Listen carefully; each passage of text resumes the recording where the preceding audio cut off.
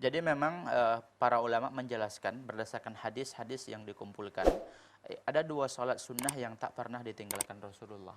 Ya, salat sunnah. Kalau salat sunnah rawatib itu adalah ya qabliyah subuh.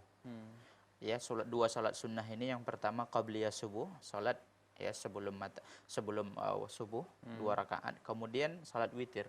Ini adalah salat sunnah yang tidak pernah ditinggalkan oleh Rasulullah walaupun beliau dalam keadaan safar. Dan para ulama mengatakan kita ketika safar tidak dianjurkan, menurut sebagian pendapat para ulama, tidak dianjurkan untuk melakukan sunan rawatib kecuali qabliyah subuh. Jadi kalau kita safar sedang berpergian, itu qabliyah zuhur, ba'diyah isya, ba'diyah maghrib itu tidak kita lakukan. Kecuali qabliyah subuh itu boleh kita lakukan. Karena Rasulullah SAW melakukan dan mencontohkan kepada kita.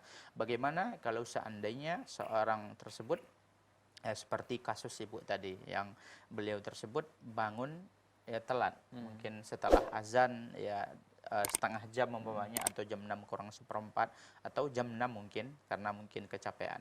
Maka apakah boleh dia melakukan salat qabliyah subuh? Jawabannya boleh.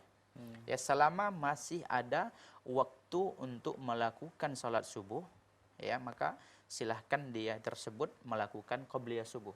Tapi kalau waktunya mepet, ya contohnya waktu ya umpamanya habis waktu salat subuh itu kan terbitnya matahari. Terbitnya matahari itu umpamanya menurut menurut jam HP kita, umpamanya kan ada sekarang syuruk itu jam 6:20. Nah, dia bangun jam 6:15. Wudu-wudu tinggal waktu mungkin 5 menit ya untuk melakukan salat